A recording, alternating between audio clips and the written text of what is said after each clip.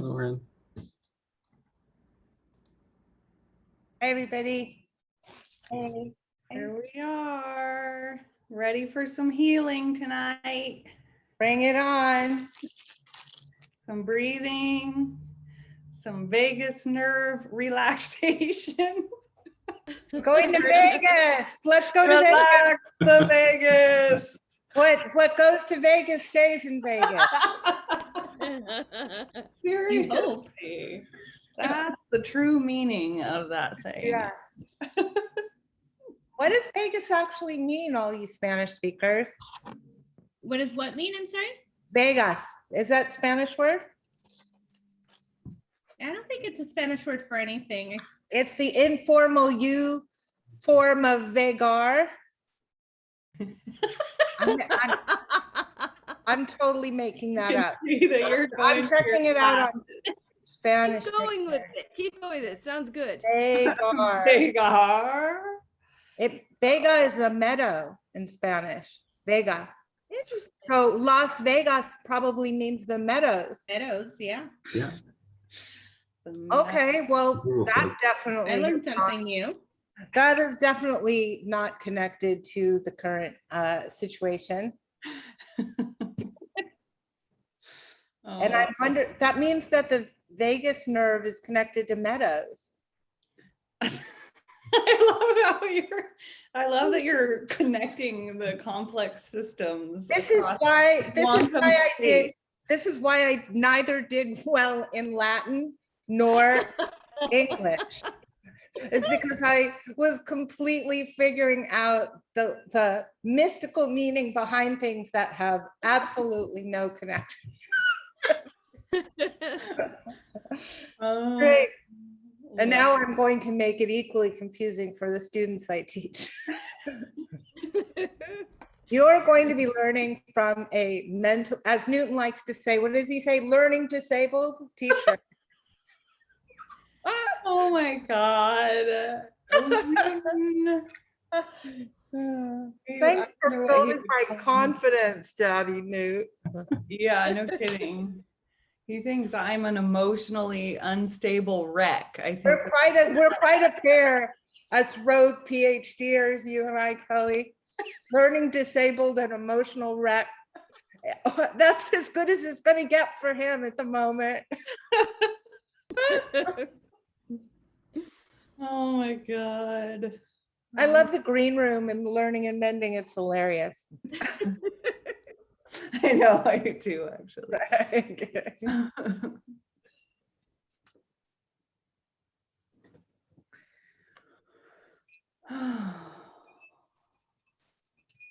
There we go.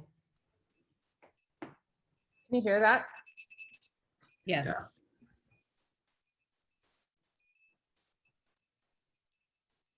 And not when you push it over to the side. No? That's good. There. It's our saging bell. Yeah. Mhm. Our vagus nerve sing along. Everybody harmonize with this. I'm ready. I'm going to mute myself. So tonight's book, The Body Keeps the Score, I was doing a little more research on it and about the author. Super interesting guy. He started this research center solely dedicated to the treatment of traumatic stress in civilian populations. So like beyond just the individual, but traumatic stress in whole populations. And so he's like known as an expert for understanding how trauma manifests socially as well as personally. Is that the guy named Bessel or something? Yeah, Bessel van der Kolk. He's a doctor. And yeah, I have a little thing I'll read just about the book. because it's interesting. It's so timely, especially coming up on the 20th anniversary of 9/11 and the anniversary, their first anniversary of the Beirut bombing too. It's just like lived experiences that we all kind of go through together. Absolutely. Yeah. That's It's incredible. so, I mean, yeah. And just the real tangible, visceral feeling of climate breakdown happening too. It's like, ooh, we need to like learn how to channel and support each other right now because it's intense. It's like a heat wave up here in Seattle again. Is it? Yeah, terrible heat. How hot is it? Not as bad as last time. It's like 95, but for here, that's hot. Like that's unusually hot for the plants and animals. Yeah.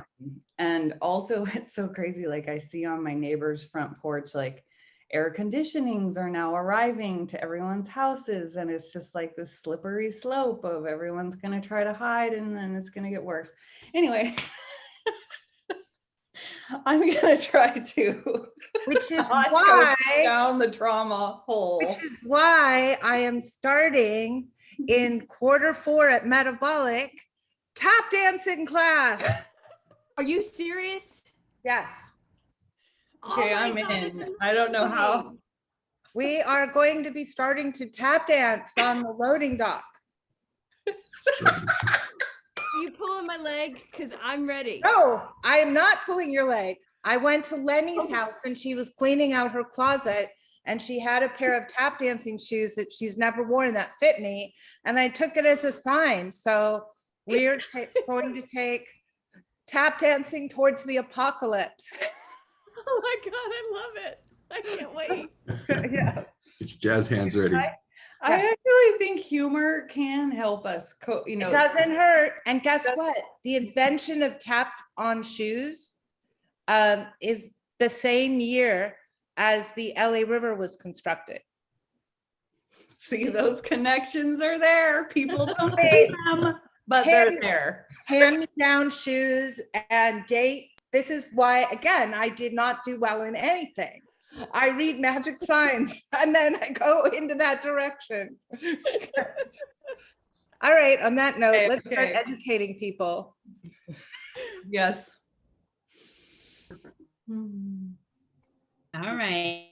Okay. I'll let people in. Another political.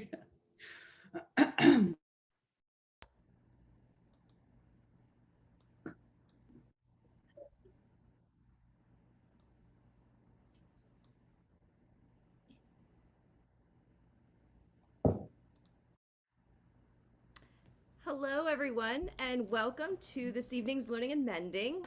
As we are all getting into the Zoom windows, I'm going to start off by sharing this week's embroidery of the week. It is an underground pattern that Vicky, and I don't know if I don't see your name on the screen yet, so I'm not sure if you've joined, but Vicky made this one. And it's really beautiful. So this is this week's embroidery of the week. What is it, Jen? I'm sorry, what? What is it? An underground It's an underground. Whoa, palette of organisms. Yep. that's beautiful. That's so special. Yeah, I don't know if you can see this interesting the stitch that she did around the microscope. If you can see the detail, but it's just beautiful. I love it. I love the colors and the delicacy. It looks like a Chinese vase. It looks like a detail from a porcelain vase. It's beautiful. It really is. I was excited when we got it in. So keep embroidering, everyone. So what we'll do now is I'm going to share what I'm working on, and we'll just pass it around and do some introductions. I'm Jen. I'm calling from Studio City. I use she, her pronouns. And I, too, am working on an underground network. This is the Mycelium Carbon Network Exchange. And I hope to do more of the microscope frame tonight. And then I think I'm going to move in a little bit in the details here. So I'm going to pass that now to Cindy.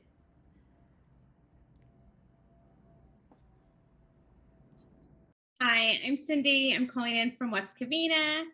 I am also working on an underground pattern, but not very far at all. So hopefully I'll make some progress tonight. And I am going to pass it to Marianne. Hi, I have my kit. I'm excited. We're going to do, how does that? Like that? I'm going to start here and create something blue. But right now I'm trying to figure out, I don't know if it's a quick question. Do you double thread this like normal thread, or do I stop right there and just tie it? You could use all 6 strands, but normally I split the strands into Okay. 3. Like, Thank you. Great. Thanks. I don't want to. I know there's probably a lot of and then you YouTubes on thread. this. And you can either tie it off at the end or like just loop it in. Loop it in, and then, whoops. Okay, I'll figure it out here, so that we don't take too much time on that, or I'll do YouTube. But I'm excited to have it. I'm Marianne Maley. I live in Silver Lake, and I'm happy to be here. And thank you. I will pass it to Lauren. I'm here. Okay. I'm Lauren, and working with she, they pronouns. And I am working on an underground pattern. Ooh, colors, pretty colors. And calling in from Metabolic Studio, and I will pass it on to Alex. I haven't seen you all week. Alex Tanasi. Back. Hi, everybody. I'm calling in from Marvissa, and I go by he, him. And I'm Alex. I'm doing, this is a little bit of nature and a bird. You can see I just started, so hopefully it comes out pretty good. And that's what I'll be working on while we're talking. And I will pass it to, oh, let's see, James Oliver.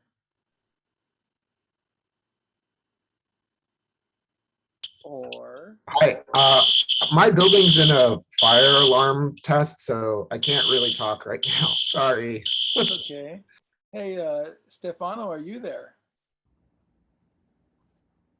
Yes, I am.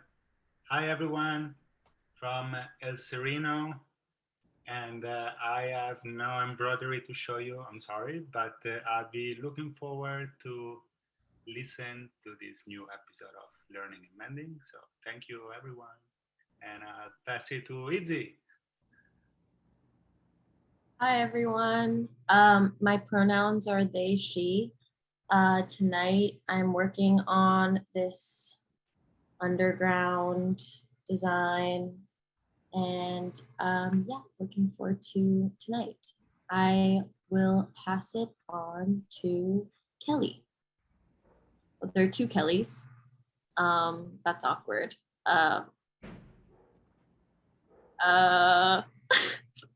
Kelly, how about whoever wants to go? I'll do it, and then I'll pass it to the other Kelly so we can back to back it.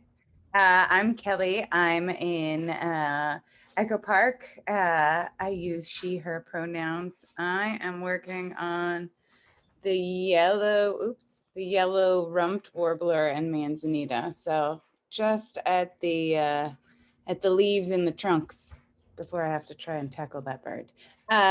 So Kelly, Sky, it's your turn. Yes, Kelly's Unite. Hi, I'm Kelly, coming from Seattle, Washington tonight. I still don't have an embroidery kit, but I've been doing sketching tonight. I really want to just really deeply listen because I'm very moved by our readings tonight. So I'll probably I was even imagining just closing my eyes and listening tonight in more of a meditative way. I'm doing a tiny sketch just to get out my nerves while I wait. And and I will pass it to Olan. Hello, I'm calling from West Hollywood. I use she, her pronouns. I am also working on same one as Cindy and Marianne. And I shall pass it along to, I gotta get back to my gallery view here. Michelle. And hello, good evening. I'm Michelle from Highland Park. He, him, they. I'm working on something I started 2 weeks ago because I was really moved by a reading we had, and I can't get over it. So I'm doing things that have to do with, I don't know how to, things like this, or like this, Wow. or like this. I'm not sure what I'm going to do tonight. Things like this. I'm not sure what it is, but I'm reading brings me other things that I haven't had in mind before. And then we'll have Walker. Hello. My name's Walker. I'm calling in from Baja, California.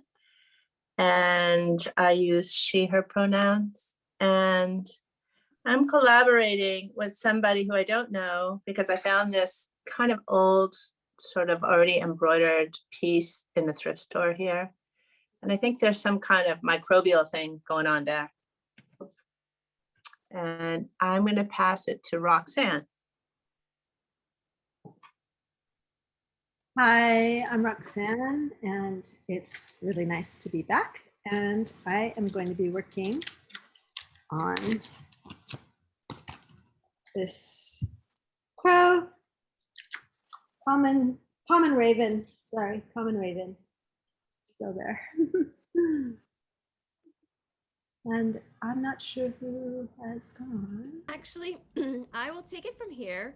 I will show a quick 1-minute embroidery tutorial. But one thing I just wanted to comment that I think is so interesting, I don't know if anybody's noticed this, not only in tonight when we did our show and tell, everybody that had a bird pattern, myself included, starts with the leaves. Nobody yet has started with the actual bird. And I just find that so fascinating to notice that in this whole series, everybody starts with the leaves. So I dare somebody to start with the bird body first. But until then, I will share my screen and we will watch a quick video and hopefully learn a new technique.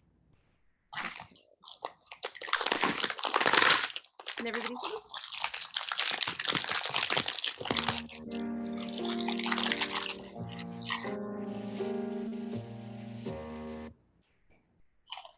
Okay, that's strange. So let's see, hold on. That's never happened. Let's try it again. Take 2.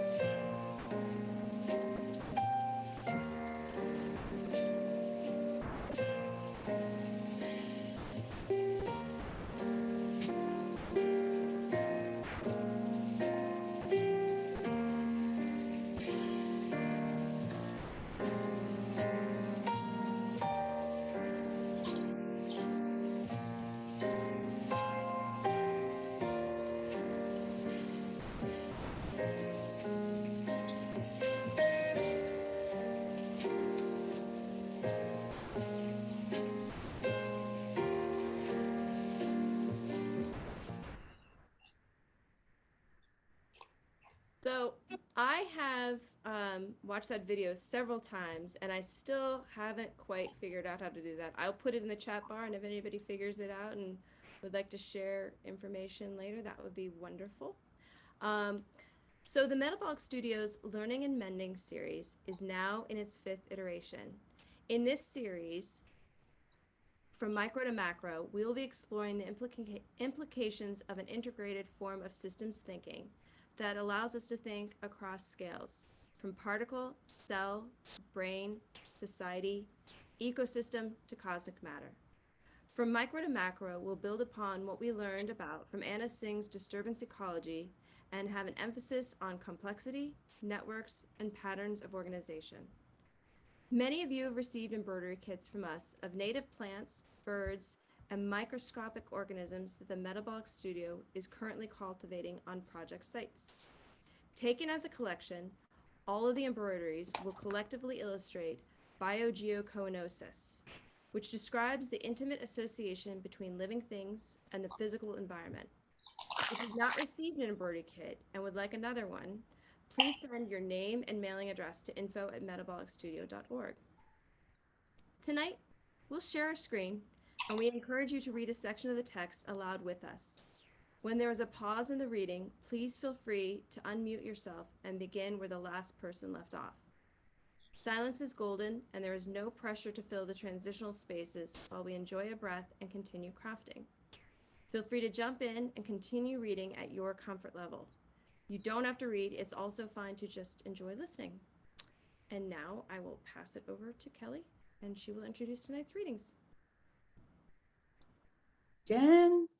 So tonight we're focusing on health and embodiment, which is an interesting topic. We'll start out with another reading from A Systems View of Life, which takes on health from a more systemic point of view, not surprisingly, moving past just thinking about, doing genetic therapies or these kind of silver bullet ideas to something more holistic, thinking about the psychological and even social and global aspects of health, which is kind of a nice widening of perspective.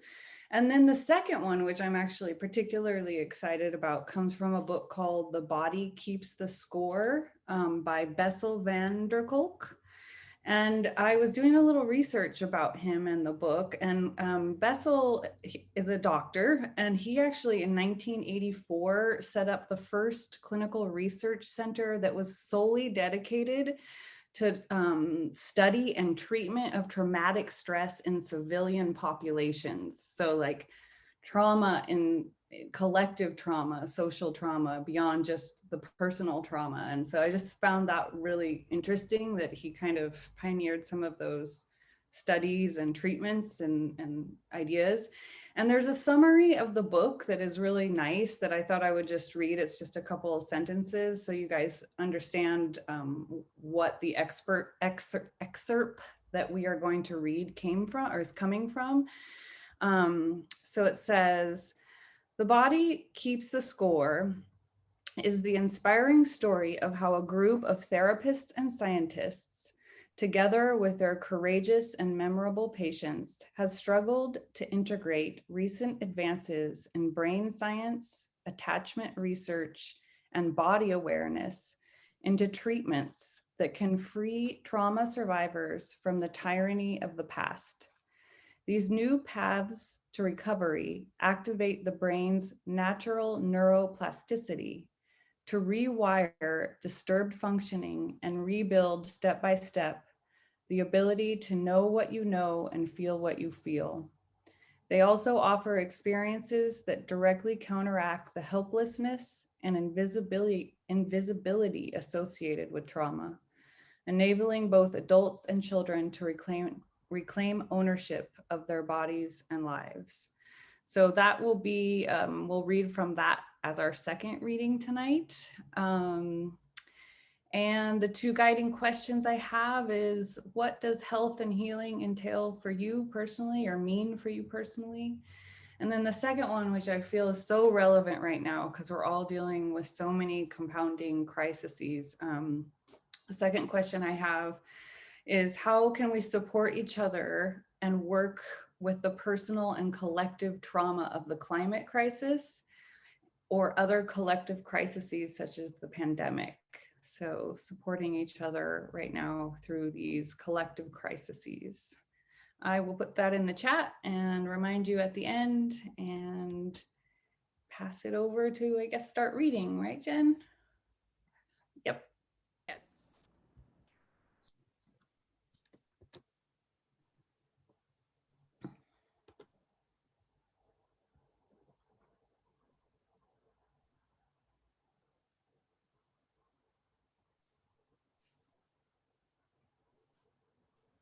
And we start where it says genetic therapy.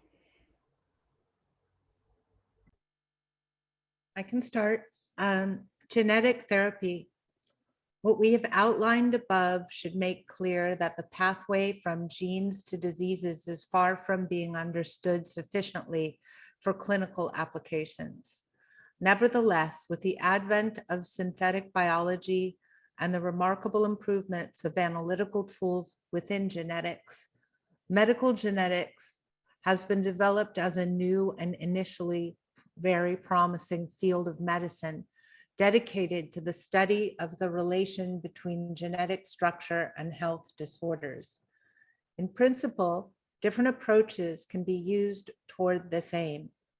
First, one might think of using the techniques of genetic engineering. Accordingly, once the faulty gene is identified as the cause of the disorder, it can be cut away and replaced with a new correct one. There is also, in principle, an alternative and less drastic procedure of genetic therapy. Instead of cutting away the faulty gene, one might simply add the healthy gene system to the organism to work in parallel, producing the correct proteins and correct functions. And finally, one can try to knock down the ill-functioning genes in a kind of molecular surgery. It is important to understand that in the first two cases, the new gene must first be transported into the identified cells. This is not easy. If the gene is administered in an intravenous solution, its DNA sequence is going to be split and destroyed, hydrolyzed, before it reaches its target. Thus, the foreign gene must be protected during its pathway to the target cells. This can be done with special vectors. For example, the gene, a negatively charged DNA macromolecule, can be associated with positively charged vesicles, an association which may considerably increase the circulation time in the organism. Theoretically, then, the sick cells will eventually be hit by the vectors, and the gene will be incorporated into the cells where it can, in principle, perform its function. There are, however, several problems associated with this kind of DNA delivery. One is that healthy cells too are hit by these vectors. The other is that the efficiency of the yield is generally extremely modest with respect to the necessary therapeutic doses. In fact, despite many studies and attempts over the past years, this method has never reached the threshold of a solid therapy. By contrast, the delivery with vesicles is well accepted, and it is more successful when simple drugs are used instead of genes. For example, water-insoluble anti-cancer drugs. This was shown in a research project in which one of us, PLL, was involved. The use of viruses as vectors yields, in principle, a more efficient way of delivering the gene into the cell. A virus has the capability of infecting cells and of transferring its own genetic material to them. This can be turned into a positive trait if part of the virus structure duly modified if necessary, contains the genetic information that is defective in the cell. Of course, in this case, it is important that the virus first be inactivated so that it's no longer capable of self-reproducing inside the cell.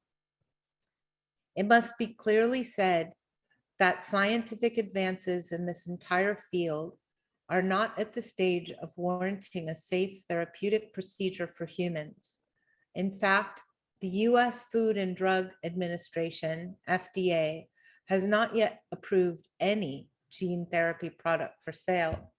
Actually, very little progress has been made since the first clinical trial of a gene therapy began in the 1990s. In fact, there have been a few quite negative results, which have caused a major setback in gene therapy. In 1999, there was the death of an 18-year-old volunteer who participated in a gene therapy trial. And 4 years later, children treated in a French gene therapy trial reportedly developed a leukemia-like condition.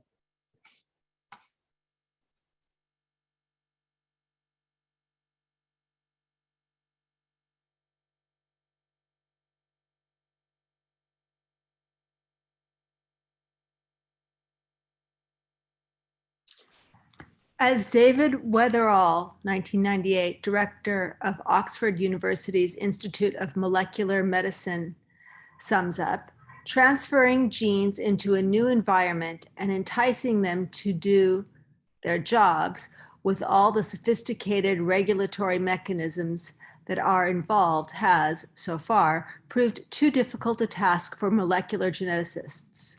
In response to these difficulties, there has recently been a major shift of perspective among leading geneticists from genes to epigenetic networks, as we discussed in section 9.6. Nevertheless, the central assertion of genetic determinism that genes determine behavior continues to be promoted vigorously by the biotechnology industry and repeated constantly in the popular media. Once we know the exact sequence of the genetic bases in DNA, the public is told, we will understand how genes cause cancer, alcoholism, or criminality. The primary interest of the biotech companies, of course, is not the advancement of science, the cure of disease, or the feeding of the hungry, even though they publicly profess all of these noble goals, but rather their own financial gain. One of the most effective ways of ensuring that the shareholder values of their ventures remain high, even though any tangible benefits lie far in the future, is to perpetuate the perception among the general public that genes determine behavior. Thus, year after year, bold headlines in newspapers and cover stories in magazines have excitedly reported discoveries of new disease-causing genes and corresponding new potential therapies, usually with serious scientific caveats, appearing a few weeks later, but published as small notices among the bulk of other news. In our view, this is one more indication that medical scientists urgently need to shift their attention from genes to genetic and epigenetic networks, from parts of the body to the whole person, and from a mechanistic to a systemic view of health.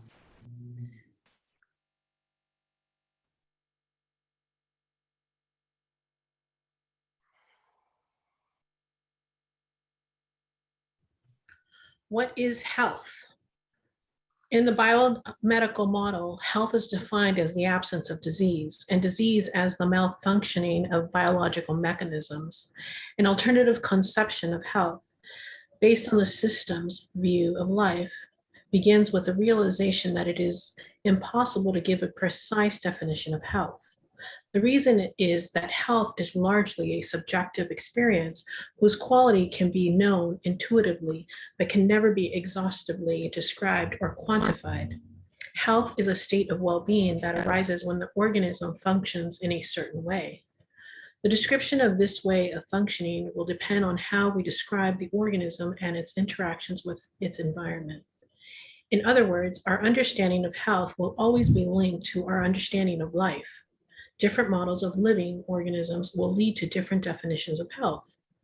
The concept of health, therefore, and the related concepts of illness, disease, and pathology do not refer to well-defined entities, but integral parts of limited and approximate models that mirror the complex and fluid phenomenon of life.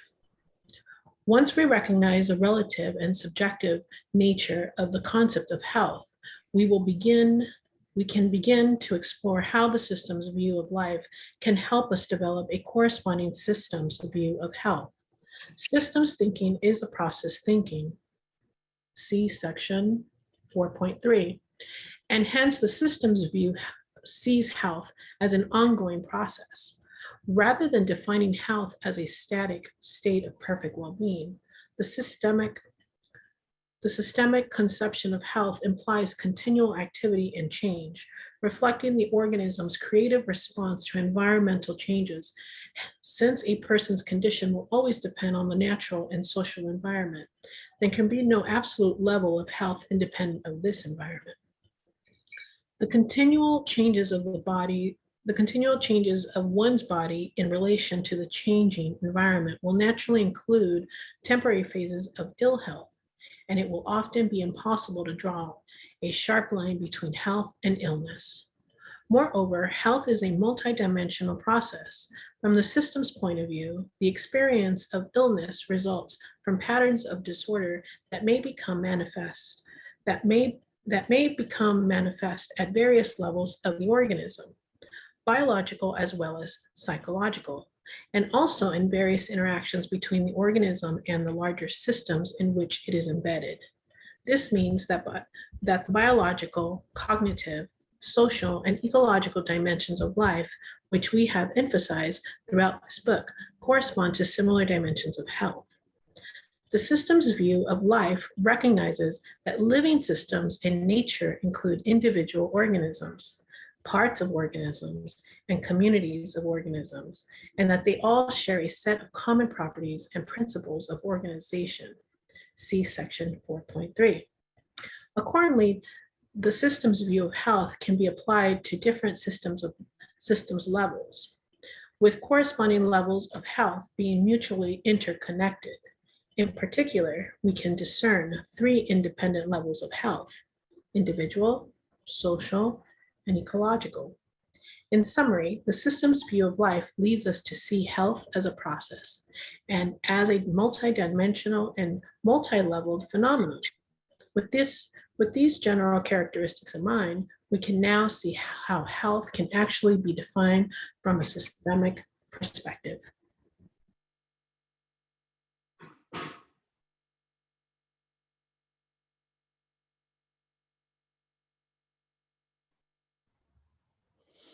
The systemic conception of health.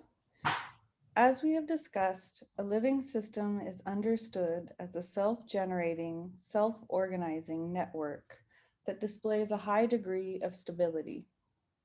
This stability is utterly dynamic and is characterized by continual, multiple, and interdependent fluctuations.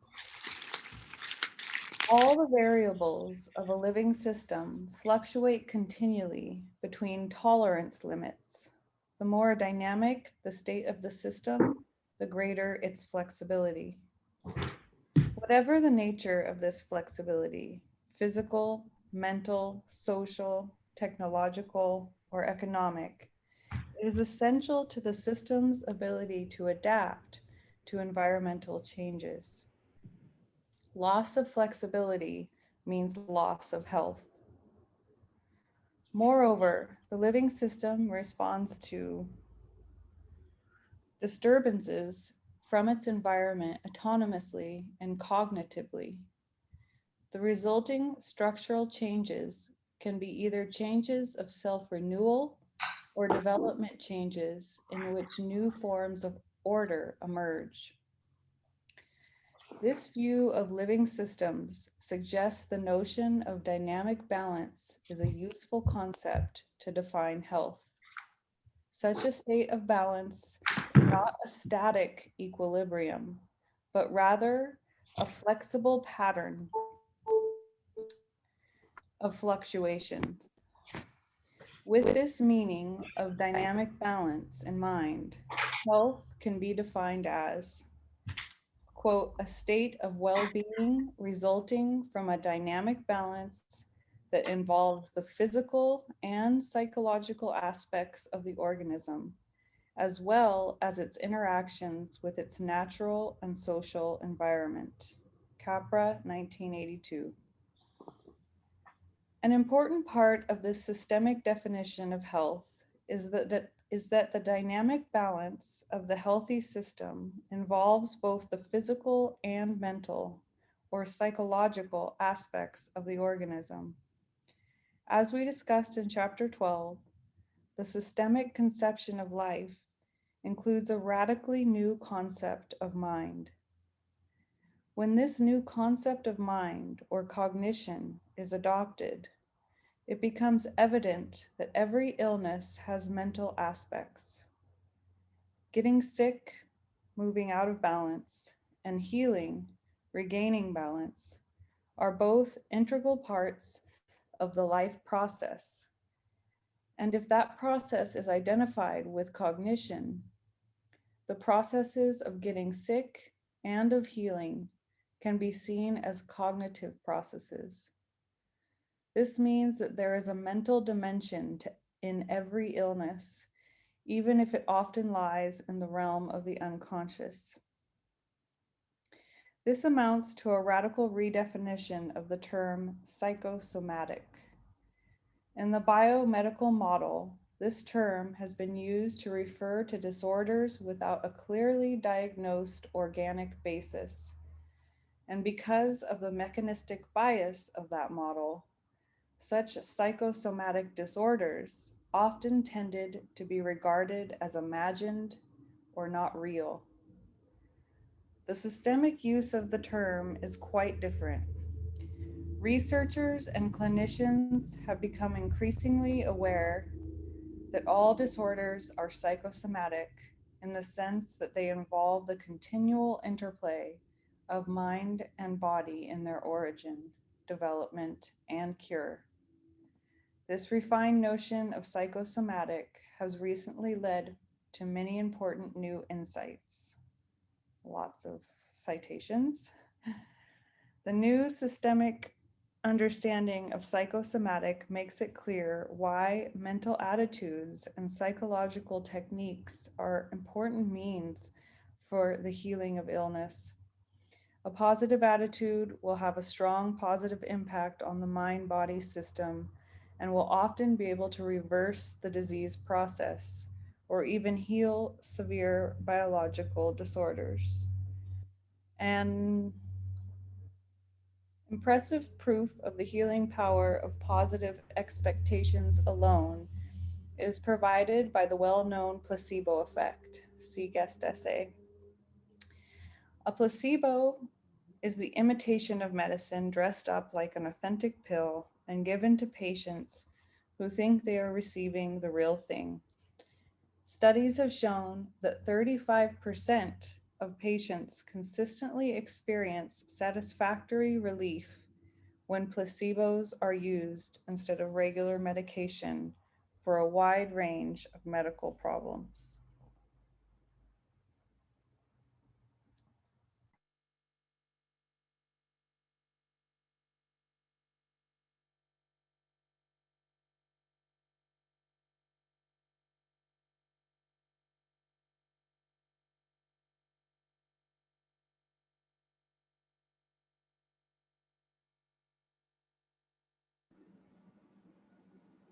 I'll read do we want the guest essay or shall I?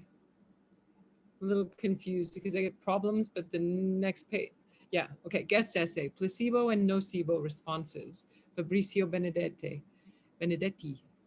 Department of Neuroscience, University of Turin. A placebo response is a psychological and biological phenomenon occurring in the patient's brain following the administration of an inert substance or of a sham physical treatment, along with verbal suggestions or any other cue of clinical benefit. The effect that follows the administration of a placebo is not due to the inert treatment per se. For saline solutions or sugar pills will never acquire therapeutic properties, but to the psychosocial context that surrounds the inert substance and the patient. In this sense, to the clinical trialist and the neurobiologist, the term placebo effect or placebo response has different meanings. The former is interested in any improvement that may occur in the group of patients who receive the inert treatment, regardless of its cause, because he only wants to establish whether the patients who take the true treatment are better off than those who take the placebo, irrespective of whether such observed improvement is due to spontaneous remission of the disease, doctors' biases in selecting patients, or patients' biases in reporting symptoms.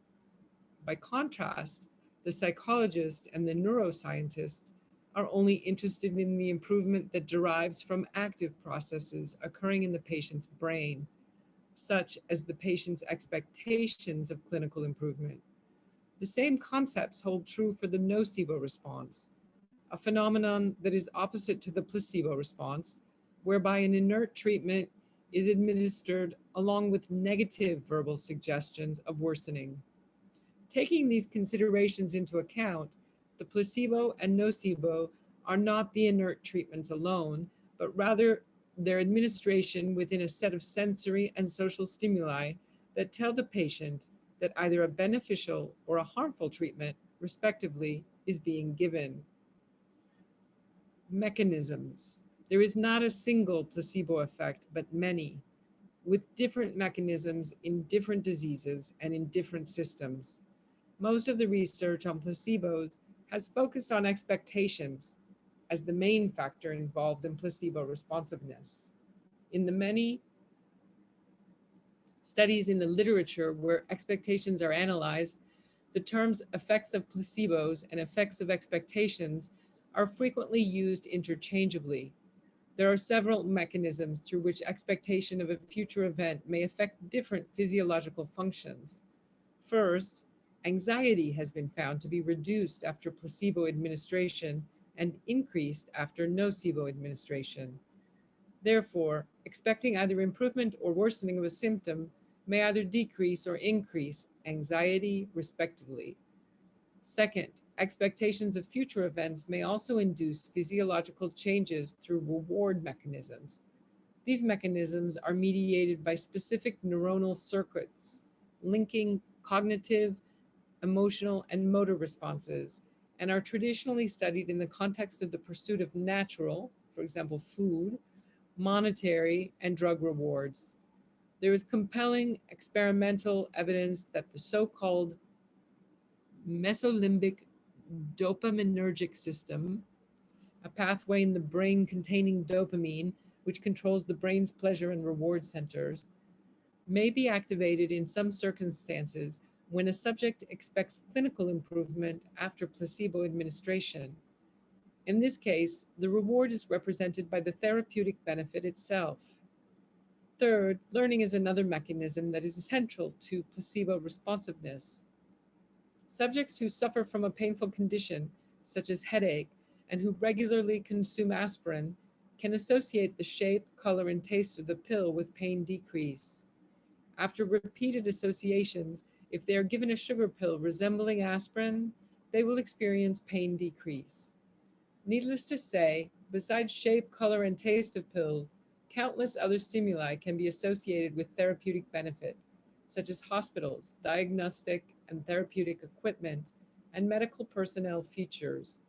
Fourth, there is some experimental evidence supporting the role of genes in some types of placebo responses. For example, a genetically controlled modulation of amygdala activity by the neurotransmitter serotonin, which is linked to placebo-induced anxiety relief. Neurobiology. Besides these general mechanisms, recent neuroscientific research has shed light on the neurotransmitters and brain areas that are involved in the placebo and nocebo responses. For example, pain research has shown that placebo administration activates regulatory systems involving endogenous opiates and endocannabinoids. I hope I said that correctly. These systems represent a top-down regulatory network extending from cognitive and affective cortical brain regions to the brainstem and spinal cord dorsal horns, with the ability to negatively modulate the incoming pain-causing signals. Another neurotransmitter identified in placebo analgesia is cholecystoconin, CCK, which plays an inhibitory role in a placebo analgesia. Interestingly, CCK is also the neurotransmitter that induces the pain worsening known as nocebo hyperalgesia. Dopamine is involved in the placebo analgesic response as well, but its role is better understood in Parkinson's disease. In fact, it has been shown that placebo administration in Parkinson patients leads to the activation of dopamine in the subcortical forebrain known as the striatum, along with changes in neuronal activity in different regions of the basal ganglia. The crucial role of the prefrontal lobes in placebo responsiveness is shown by several studies in the impairment of prefrontal cortex functioning. First, Alzheimer patients with reduced cognitive scores and reduced connectivity of the prefrontal lobes show reduced placebo responses. Second, placebo analgesic responses are disrupted by the pharmacological blockade of the prefrontal opiate network. Third, the inactivation of prefrontal regions by transcranial magnetic stimulation abolishes placebo responses. Therefore, in the presence of a loss of prefrontal control, we also witness a loss of placebo response. I have to pass, my throat is dry. Physical performance.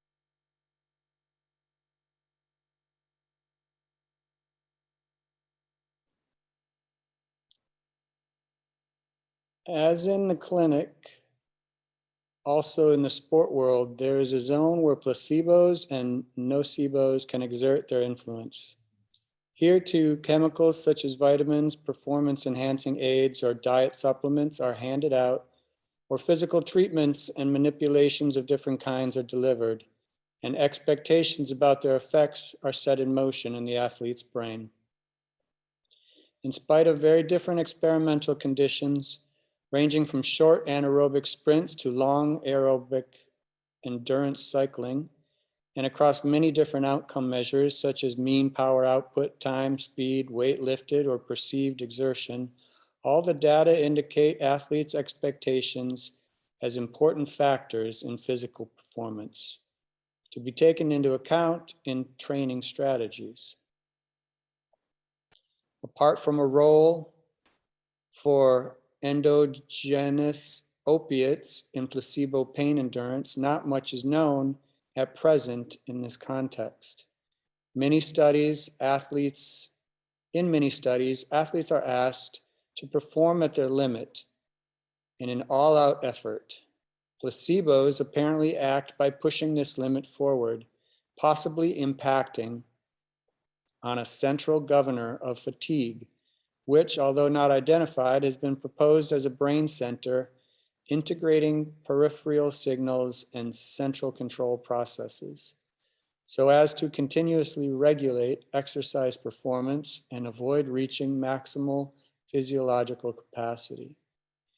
This would provide protection against damage on the one hand and constant availability of a reserve capacity on the other hand. By altering expectations, placebos could then represent a physiological or a psychological means to signal the central governor to release the brake, allowing an increase in performance. Placebos have been strikingly successful in reducing or eliminating physical symptoms and have produced dramatic recoveries from illness for which there are no known medical cures. The only active ingredient in these treatments appears to be the power of the patient's positive expectations, supported by interaction with the therapist. The placebo effect is not limited to the administration of pills, but can be associated with any form of treatment. Indeed, the patient's will to get well and confidence in the treatment are crucial aspects of any therapy, from shamanistic healing rituals to modern medical procedures. Illness as imbalance.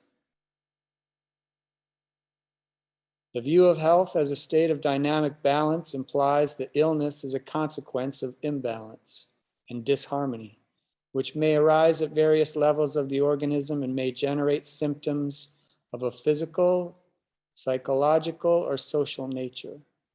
To describe an organism's imbalance, the concept of stress has proven very useful. Temporary stress is an essential aspect of life, but prolonged or chronic stress can be harmful and plays a significant role in the origin and development of most illness. From the systemic perspective, stress is an imbalance in the organism that occurs when one or several of its fluctuating variables are pushed to their extreme values, which induces increased rigidity throughout the system and hence loss of flexibility. A key element in the link between stress and illness is the fact that prolonged stress suppresses the body's immune system, which plays an important role in the organism's self-organization. The recognition of the role of stress in the development of illness leads to the important notion of illness as a problem solver. Because of social and cultural conditioning, people often find it impossible to release their stresses in healthy ways and therefore choose, consciously or unconsciously, to get sick as a way out. Their illness may be physical or mental, or it may manifest itself as violent and reckless behavior, which may appropriately be called social illnesses. All these escape routes are forms of ill health, physical disease being only one of several unhealthy ways of dealing with stressful life situations. Hence, curing a disease will not necessarily make the patient healthy. If the escape into a particular disease is blocked effectively by medical intervention while the stressful situation persists, this may merely shift the patient's response to a different mode, such as a mental illness or asocial behavior, which will be just as unhealthy. The idea of illness as a way to cope with stressful life situations naturally leads to the notion of the meaning of an illness or the message that is transmitted by a particular disease. To understand this message, ill health should be taken as an opportunity for introspection so that the original problem can be brought to a conscious level where it may be resolved. This is where psychological counseling and psychotherapy can play an important role, even in the treatment of physical illnesses. To integrate physical and psychological therapies in such a way amounts to a major reconceptualization of healthcare, since it requires the full recognition of the interdependence of mind and body in health and illness.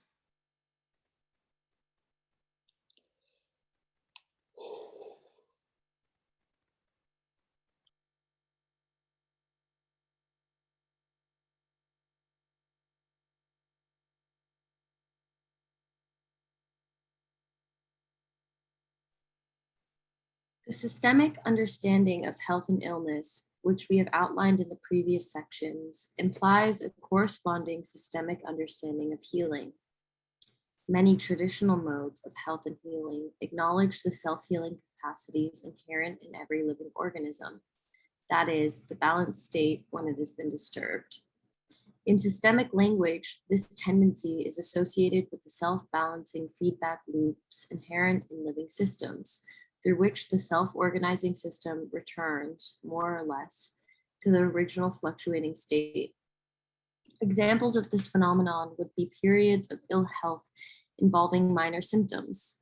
These are normal and natural stages in the organism's process of restoring balance by interrupting our usual activities and forcing a change of pace. As a consequence, the symptoms of these minor illnesses usually disappear after a few days, whether or not any treatment is received. More serious illnesses will require greater efforts of regaining our balance, generally including the help of a doctor or therapist, and they may include stages of crisis and transformation, leading to the emergence of an entirely new state of balance. Again, feedback loops are relevant here, but this time the feedback is self-amplifying and the whole process is the process of emergence. Major changes in a person's lifestyle induced by severe illness are often examples of such creative responses, which may even leave the person at a higher level of health than the one enjoyed before the challenge. And that's where we'll end this reading, just so you know, Izzy, and we'll go to the body keeps the score and start with the neural love code.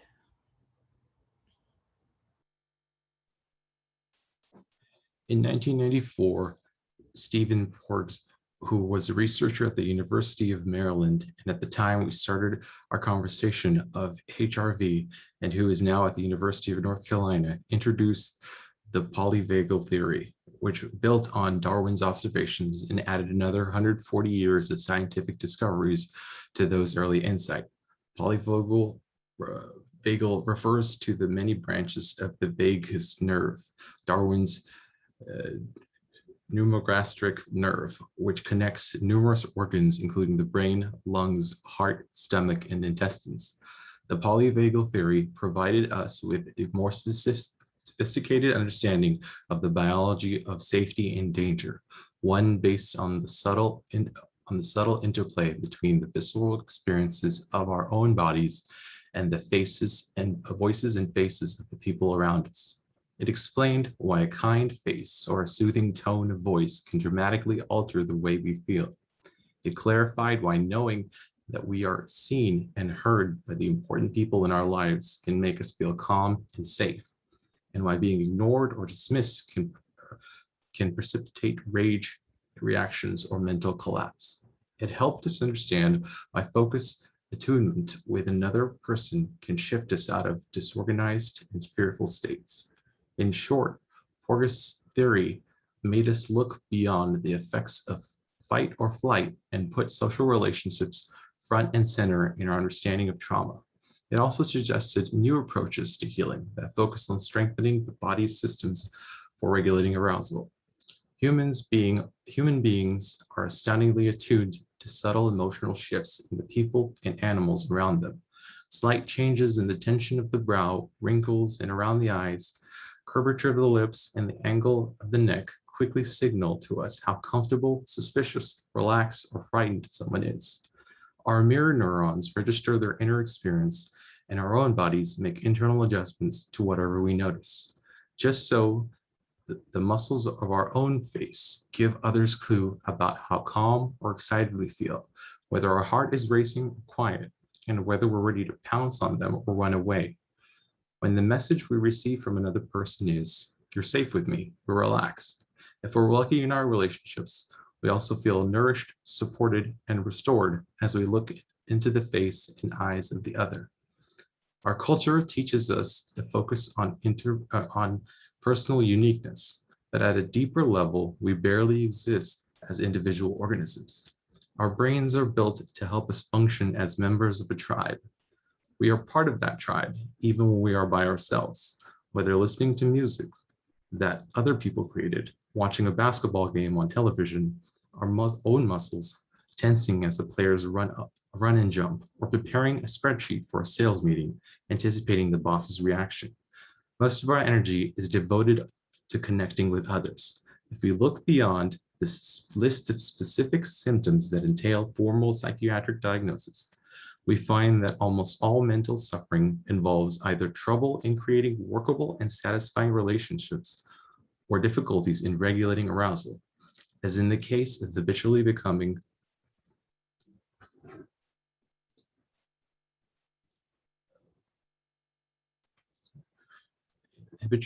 enraged, shut down, overexcited, or organized.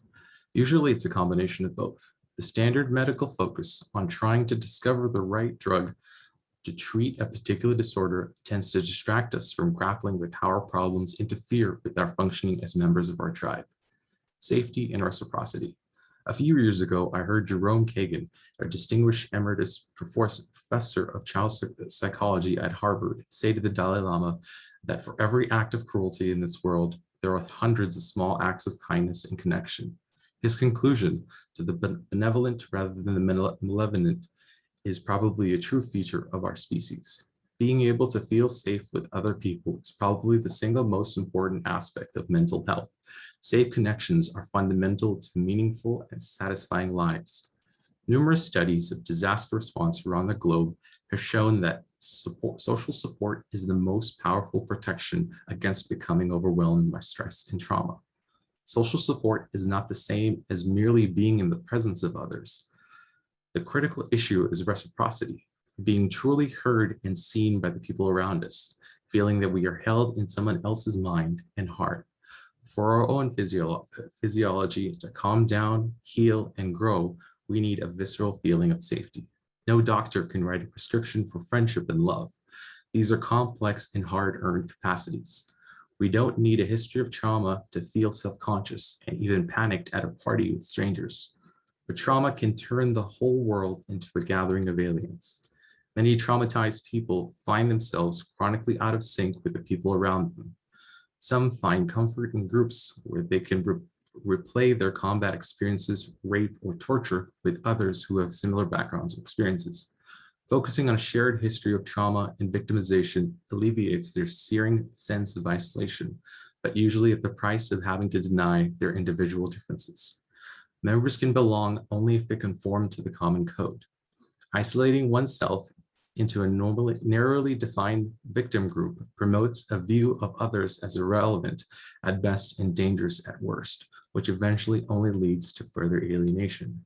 Gangs, extremist political practices, parties, and religious cult may provide solace, but they rarely foster the mental flexibility needed to be fully open to what life has to offer, and as such cannot liberate their members from their traumas. Well-functioning people are able to accept differences and acknowledge the humanity of others.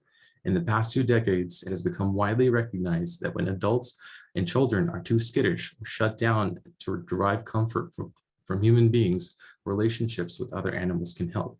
Dogs and horses and even dolphins offer less complicated companionship while providing the necessary sense of safety. Dogs and horses in particular are now extensively used to treat some groups of trauma patients.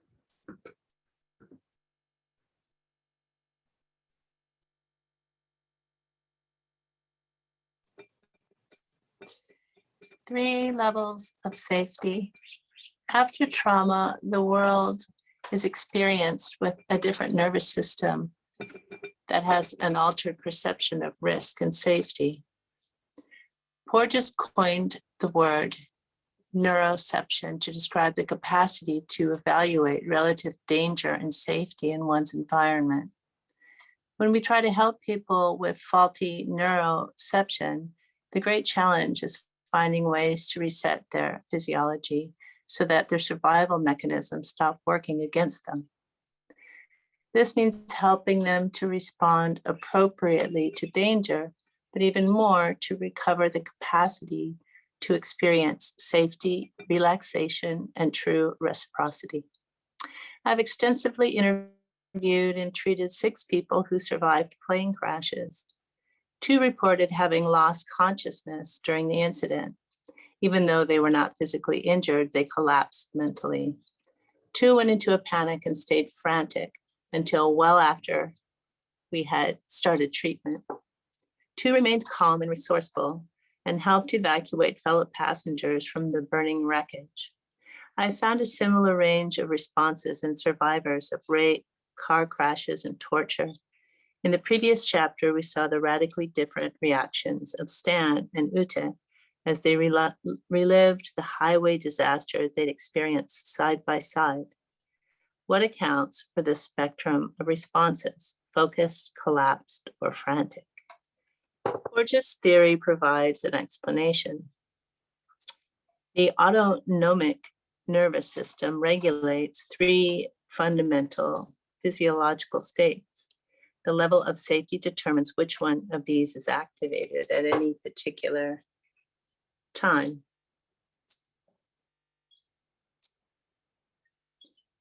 Whenever we feel threatened, we instinctively turn to the first level, social engagement. We call out for help, support, and comfort from the people around us.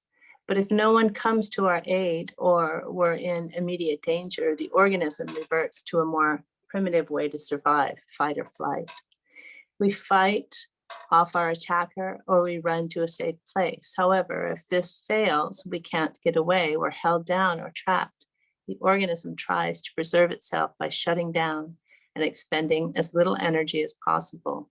We are then in a state of freeze or collapse. This is where the many-branched vagus nerve comes in, and I'll describe its anatomy briefly because it's central to understanding how people deal with trauma. The special engagement system depends on nerves that have their own origin in the brainstem regulatory centers, primarily the vagus, also known as the 10th cranial nerve, together with adjoining nerves that activate the muscles of the face, throat, middle ear, and voice box or larynx. When the ventral vagal complex, VVC, runs the show, we smile when others smile at us. We nod our heads when we agree, and we frown when friends tell us of their misfortunes. When the VVC is engaged, it also sends signals down to our heart and lungs, slowing down our heart rate and increasing the depth of breathing. As a result, we feel calm and relaxed, centered, or pleasurably aroused.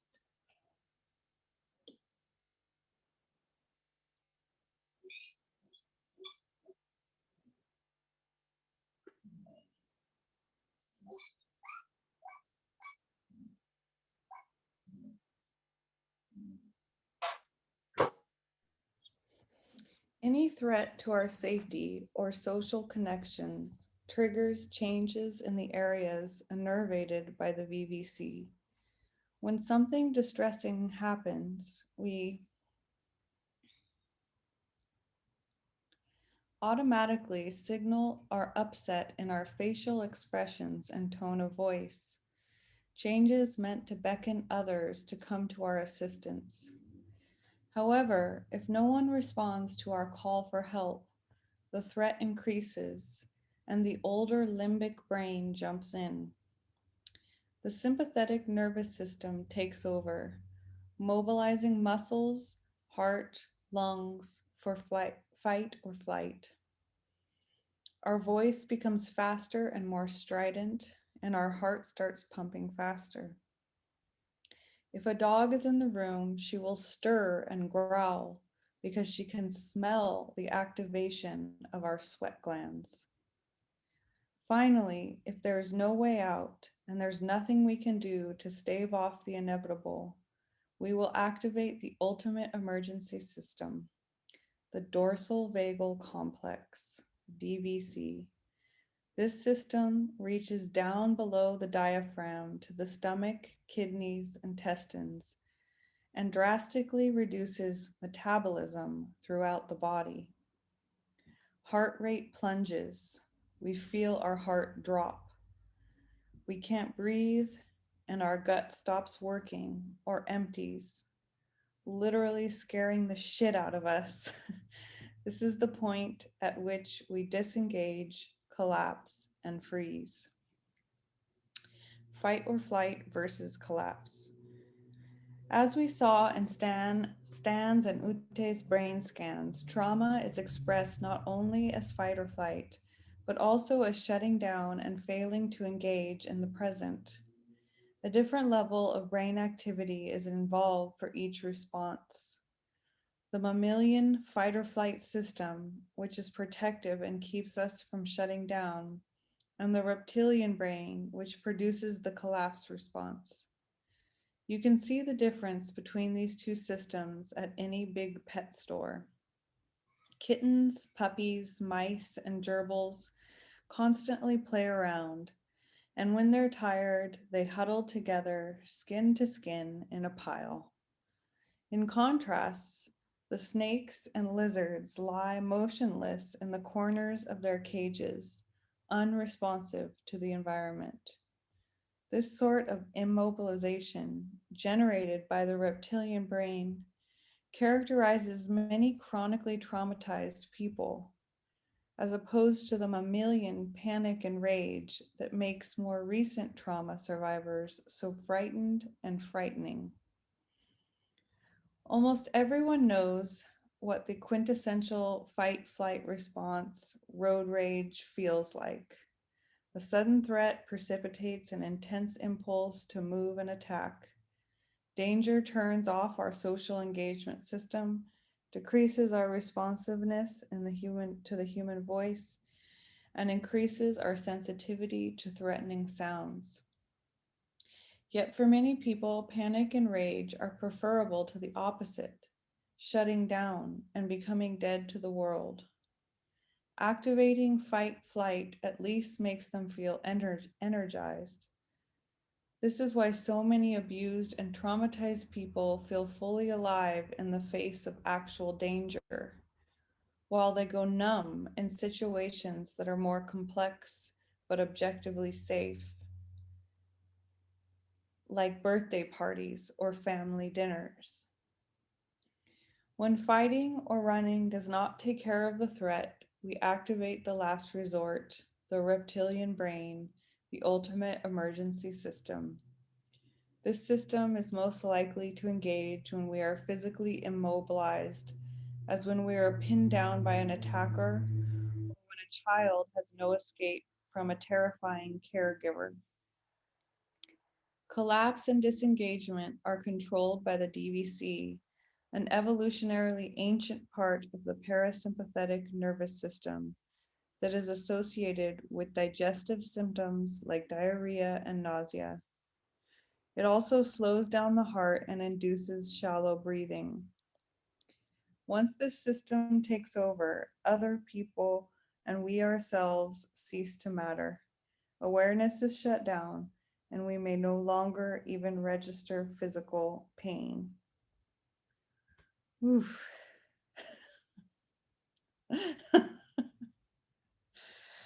Okay, well, maybe I should keep going, get through this. Okay, how we become human. In Porges' grand theory, the VVC evolved in mammals to support an increasingly complex social life. All mammals, including human beings, band together to mate, nurture their young, defend against common enemies, and coordinate hunting and food acquisition. The more efficiently the VVC synchronizes the activity of the sympathetic and parasympathetic nervous systems, the better the physiology of each individual will be attuned to that of other members of the tribe. Thinking about the VVC in this way illuminates how parents naturally help their kids to regulate themselves. Newborn babies are not very social. They sleep most of the time and wake up when they are hungry or wet. After having been fed, they spend a little time looking around, fussing or staring, but they will soon be asleep again, following their own internal rhythms. Early in life, they are pretty much at the mercy of the alternating tides of their sympathetic and parasympathetic nervous systems, and their reptilian brain runs most of the show. But day by day, as we coo and smile and cluck at them, we stimulate the growth of synchronicity in the developing VVC. These interactions help to bring our babies' emotional arousal systems into sync with their surroundings. The VVC controls sucking, swallowing, facial expression, and the sounds produced by the larynx. When these functions are stimulated in an infant, they are accompanied by a sense of pleasure and safety, which helps create the foundation for all future social behavior. As my friend Ed Tronick taught me a long time ago, the brain is a cultural organ, and experience shapes the brain. Being in tune with other members of our species via the VVC is enormously rewarding. What begins as the attuned play of mother and child continues with the rhythmicity of a good basketball game, the synchrony of tango dancing, and the harmony of choral singing or playing a piece of jazz or chamber music, all of which foster a deep sense of pleasure and connection. We can speak of trauma when that system fails, when you beg for your life, but the assailant ignores your pleas, when you are a terrified child lying in bed, hearing your mother scream as her boyfriend beats her up, when you see your buddy trapped under a piece of metal and you're not strong enough to lift, when you want to push away the priest who is abusing you, but you're afraid you'll be punished. Immobilization is at the root of most traumas. When that occurs, the DVC is likely to take over. Your heart slows down, your breathing becomes shallow, and zombie-like, you lose touch with yourself and your surroundings. You disassociate, faint, and collapse.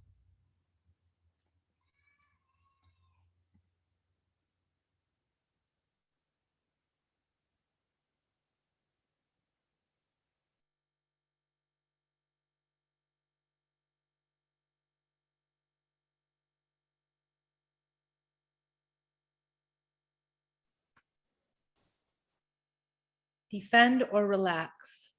Steve Porges helped me realize that the natural state of mammals is to be somewhat on guard. However, in order to feel emotionally close to another human being, our defensive system must temporarily shut down. In order to play, mate, and nurture our young, the brain needs to turn off its natural vigilance. Many traumatized individuals are too hypervigilant to enjoy the ordinary pleasures that life has to offer, while others are too numb to absorb new experiences or to be alert to signs of real danger.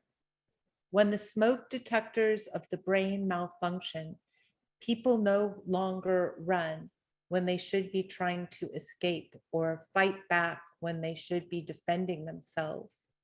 The landmark ACE, Adverse Childhood Experience Study, which I'll discuss in more detail in Chapter 9, showed that women who had an early history of abuse and neglect were 7 times more likely to be raped in adulthood. Women who as children had witnessed their mothers being assaulted by their partners had a vastly increased chance to fall victim to domestic violence. Many people feel safe as long as they can limit their social contact to superficial conversations, but actual physical contact can trigger intense reactions.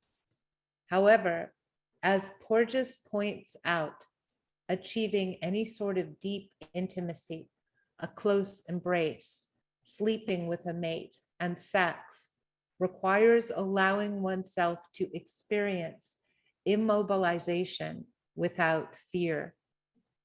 It is especially challenging for traumatized people to discern when they are actually safe and to be able to activate their defenses when they are in danger.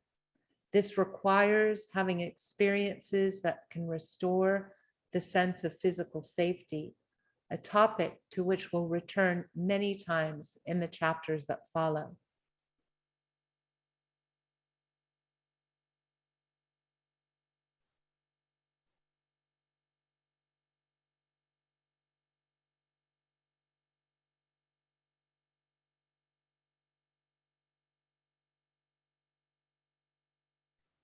new approaches to treatment.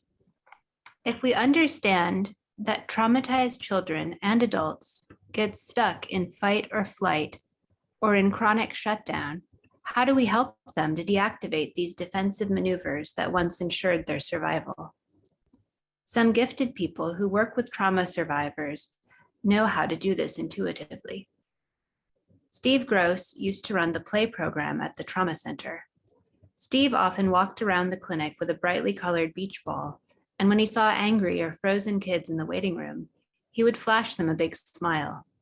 The kids rarely responded. Then a little later, he would return and accidentally drop his ball close to where a kid was sitting. As Steve leaned over to pick it up, he'd nudge it gently towards the kid, who'd usually give a half-hearted push in return. Gradually, Steve got a back and forth going, and before long, you'd see smiles on both faces. From simple, rhythmically attuned movements, Steve had created a small, safe place where the social engagement system could begin to reemerge. In the same way, severely traumatized people may get more out of simply helping to arrange chairs before a meeting or joining others in the growth in, or joining others in tapping out a musical rhythm on the chair seats than they would from sitting in those same chairs and discussing the failures in their life. One thing is certain, yelling at someone who is already out of control can only lead to further dysregulation. Just as your dog cowers if you shout and wags his tail when you speak in a high sing-song, we humans respond to harsh voices with fear, anger, or shutdown, and to playful tones by opening up and relaxing. We simply cannot help but respond to these indicators of safety or danger. Sadly, our educational system, as well as many of the methods that profess to treat trauma, tend to bypass this emotional engagement system and focus instead on recruiting the cognitive capacities of the mind. Despite the well-documented effects of anger, fear, and anxiety on the ability to reason, many programs continue to ignore the need to engage the safety system of the brain before trying to promote new ways of thinking.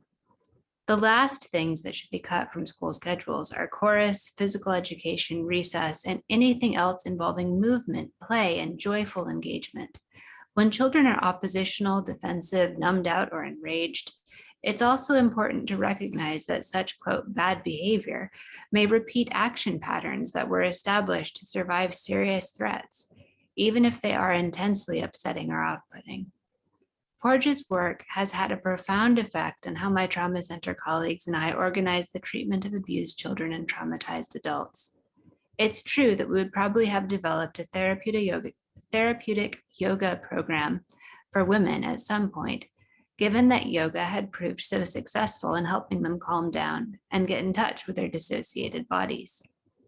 We would also have been likely to experiment with a theater program in the Boston inner city schools, with a karate program for rape survivors called Impact and Model Mugging, and with play techniques and body modalities like sensory stimulation that have now been used with survivors around the world. All of these and more will be explored in part 5. But the polyvagal theory helped us understand and explain why all these disparate, unconventional techniques work so well. It enabled us to become more conscious of combining top-down approaches to activate social engagement with bottom-up methods to calm the physical tensions in the body. We were more open to the value of other age-old, non-pharmacological approaches to health that have long been practiced outside Western medicine, ranging from breath exercises, pranayama, and chanting to martial arts like Qigong, to drumming and group singing and dancing. All rely on interpersonal rhythms, visceral awareness, and vocal and facial communication, which help shift people out of fight-flight states, reorganize their perception of danger, and increase their capacity to manage relationships. The body keeps the score. If the memory of trauma is encoded in the viscera, in heartbreaking and gut-wrenching emotions, in autoimmune disorders and skeletal muscular problems, And if mind-brain visceral communication is the royal road to emotion regulation, this demands a radical shift in our therapeutic assumptions.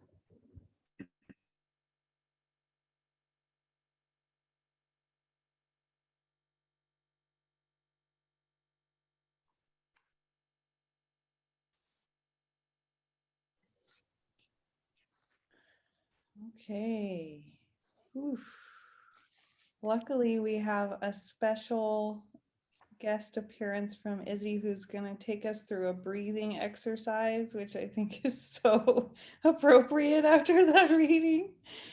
And so we'll start there and then talk through it. Thanks, Kelly. Okay, so tonight, this breathing exercise is borrowed from Tara Brock, who is a meditator. So if everyone could find a comfortable seat and close your eyes and take a deep inhale.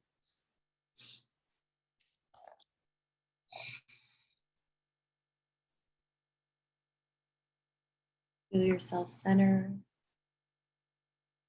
and just listen. Coming into stillness and feeling the simplicity of your body breathing.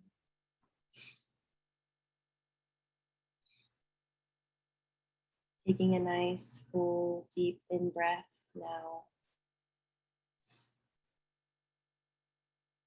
Extending the in-breath. Filling the chest and the lungs. And a slow out-breath.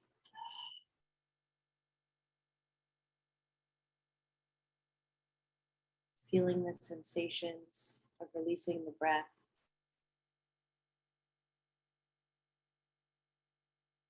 Relaxing outward, letting go. And again, breathing in, filling the chest and the lungs.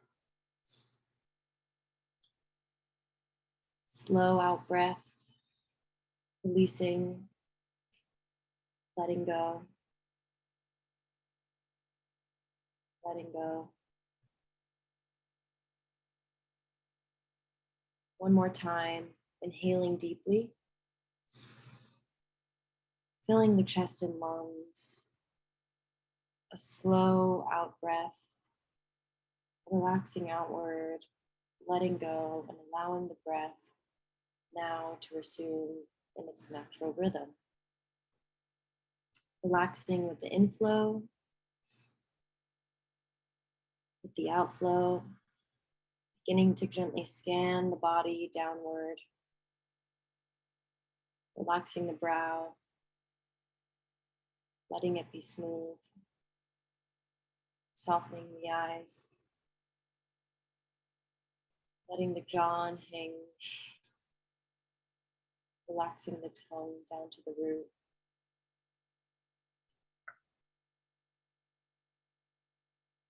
Let the shoulders fall away from the neck, feeling the shoulders from the inside out, sensing a dissolving sensation. Ice to water, water to gas. Letting the hands rest in an easy and effortless way, softening the hands, feeling from the inside out a play of sensation there. Letting the chest be open, the heart relax, sensing an openness to the chest, softening the belly, letting this next breath be received in a softening belly. This breath, and now this one, relaxing deep in the torso, feeling the length, the volume of the legs, feeling the sensations inside of the feet, And then widening the lens to sense this whole body as a field of sensation, including the arising and passing of sound. Listening to and feeling the whole moment to moment experience. Sensing in a relaxed and gentle way the movement of breath, this background of aliveness, resting in an awake and relaxed presence.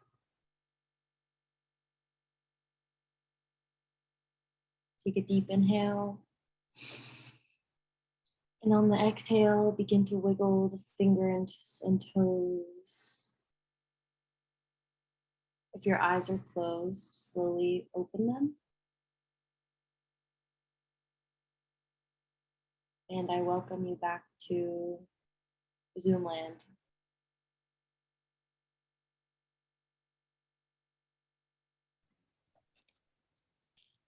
Oh, that felt really good. Thank you so much, Izzy.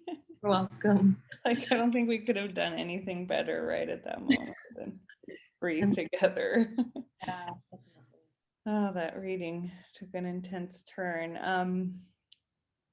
Okay, so I will put my little questions back up. Would love to just hear from you guys, support each other, talk about your responses, and I'll just repeat them. The first one is, what does health and healing mean for you personally? And the second one was, how can we support each other and work with personal and collective trauma of the climate crisis or other collective crises such as the pandemic? Thank you, Izzy, so much for the breath work, and thank you, Kelly, for holding space for this reading today and helping us through it. One of the things that I wanted to kind of bring up was another question too, is can we be healthier than the environment? You know, to talk about expanding that empathy for where we live on planet Earth. And I'm thinking in particularly about, you know, reading always and talking always and experiencing always the characteristics of climate change, like the burning forests of Siberia, and think, can we as individuals be healthy when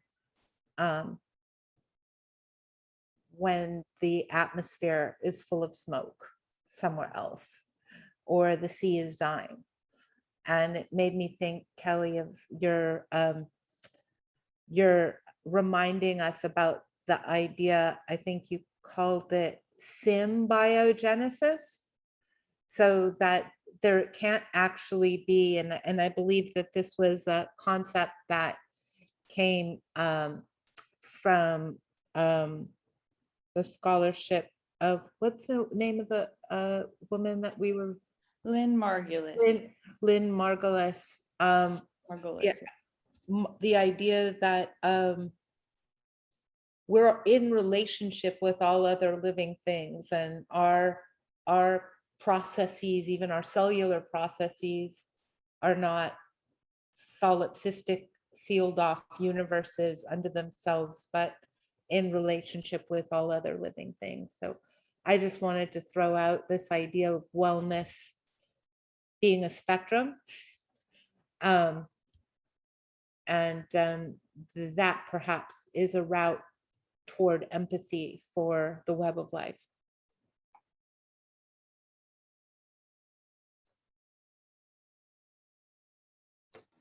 Just to pick up on the word empathy, the one thing that struck me in listening to the talk about how people who are traumatized can often only deal in superficialities. And it gave me a new concept on how I get really fed up with small talk and conversations that seem completely superficial. But if I perhaps start to think that I'm dealing with a group of traumatized people, that can change that dynamic, whatever that's worth. I'm one of them, you know, I'm still working on my own traumas. And how can we, I mean, how healthy are we? You know, we have an unhealthy environment. How healthy are we as a people? I always think of healing as something connected to holiness and wholeness. And as it was, you know, read, the wholeness of a system. And what does that mean? I think it's something we're always, I don't think it's static. So we're always working on that, hopefully. And the more consciously we're doing it, perhaps the easier it is to become healthy. I'm not sure. I don't know. Now I'm starting to say things I'm gonna pass. So thank you very much for this.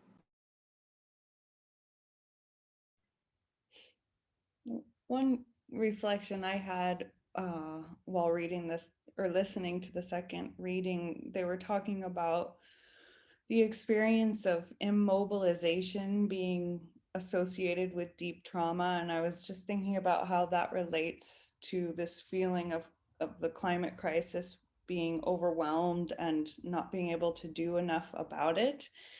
And so then I started thinking about how to work through that trauma, and thinking that I know in my own life, when I've worked with others collectively to do even small acts that are regenerative or healing or based in activism, it's like it gets me out of that feeling of immobilization that is so traumatic, and helps me transmute the trauma into some action, even though it's really, really hard to get to the root causes of the climate crisis. It's one way I think we can support each other. And even, you know, Metabolic Studio does a lot around it, and other groups. And I think it's key, that collective action feeling of coming together and finding small and large ways.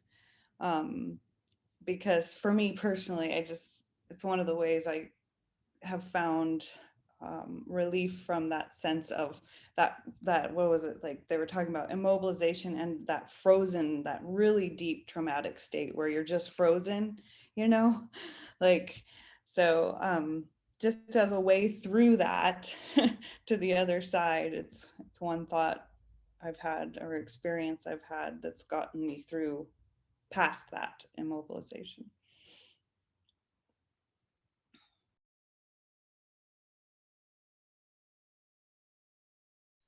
So Kelly, I love the thing they talked about with kids at school, moving and dancing and singing, which is kind of what you're talking about.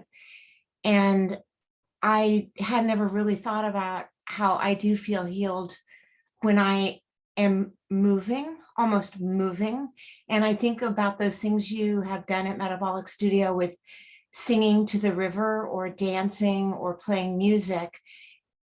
I can just think of those things and feel better. So I liked what you just said. It triggered in me some very good memories. Thank you.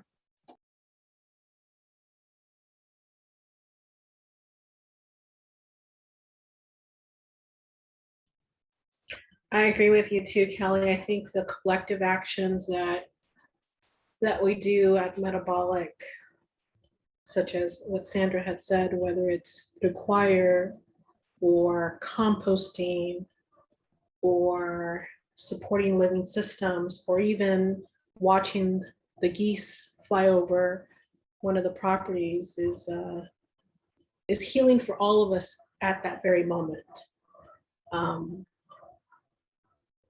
Many of the things that we do collectively, again, to me, and I feel that the rest of the team, and including Lauren, are healing. And those actions are also healing to the earth. So I think it's important for us to continue those actions, because it is very daunting to read the news every day. And it's very depressing. But again, going outside and even looking up in the sky to see that, hey, there is one hummingbird, or there are many monarch butterflies in Los Angeles right now, is hopeful for me.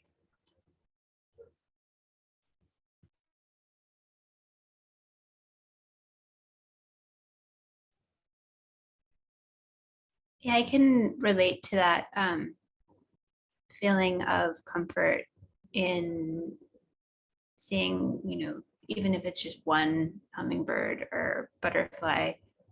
And I wonder, I liked how Lauren phrased it, an empathy for the web of life, because I think sometimes community can extend beyond our own species, and that feeling of recognition that the text mentioned, feeling seen, feeling like you're in it together, even if it's not positive. I thought that was another interesting point that came in the reading.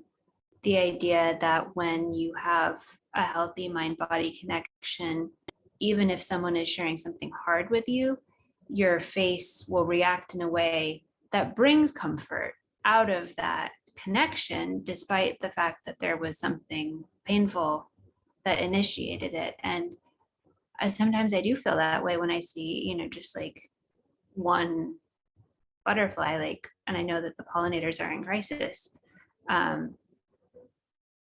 So I think that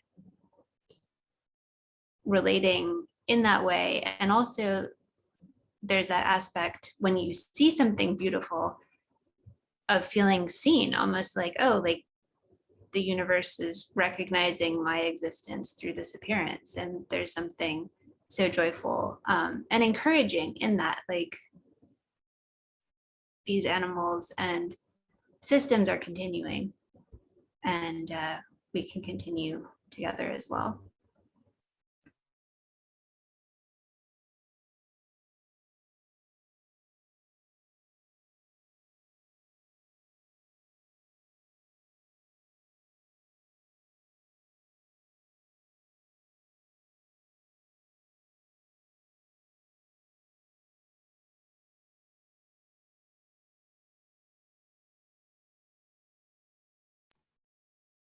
I really like the. Well, go, Lan. You go. It's as though empathy has more power than the content of what you're empathizing with. That what you were just saying, that it's not like, oh, we all feel so good together. It's that feeling the recognition in another person of understanding the horror we're going through. Even there's something in the substance of the empathy itself that has a force. Because I think healing doesn't sound like, from the readings or experience, doesn't happen from just commiserating in the same way as the extra secret sauce that's in the empathy. And I know I've had experiences where it's not like somebody has to say any words of wisdom to me, but the understanding that they understand lifts the whole experience.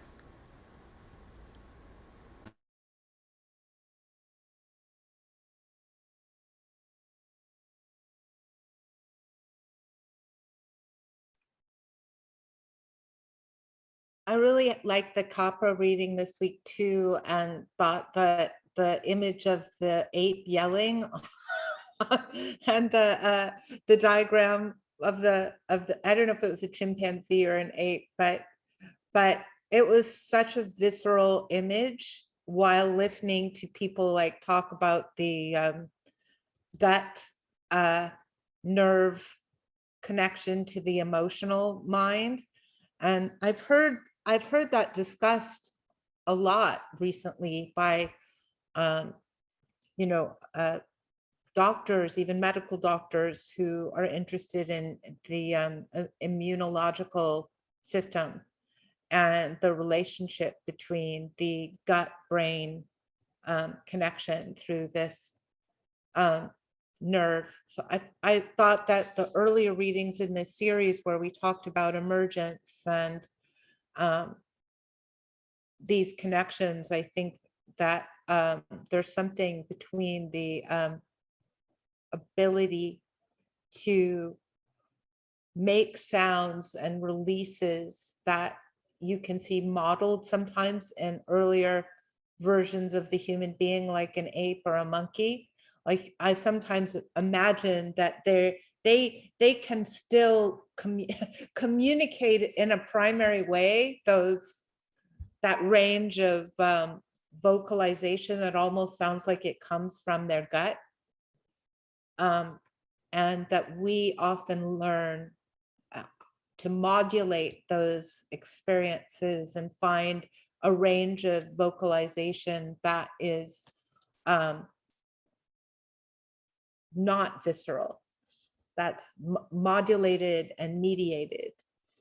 So, you know, it's interesting to think about the way practices, whether they're movement practices or vocal practices, can be kind of like the Tai Chi of the vagus nerve, and kind of connect the stomach spirit link. I know Roxanne is here, so I know.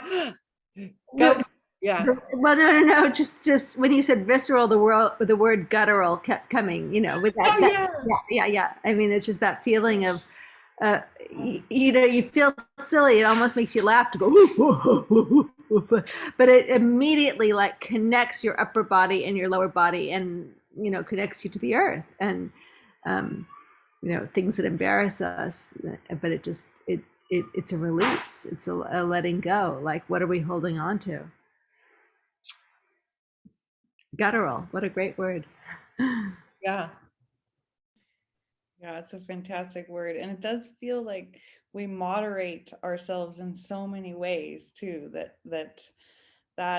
is some, I mean, I don't know, just all the social expectations and roles we play. So I don't know, that's another way of healing, I think, is those being silly, releasing sounds, being vulnerable in a group. Like even right now, me talking with you is healing, because I'm just being vulnerable and being me, and you guys are seeing, you know, like it's like this kind of stuff that is super important to give us the strength to keep healing the world, no matter how bad the news gets, and you know, channeling our energy and like I said, not getting stuck in that frozen state. You know, that's my goal, is to keep pushing through.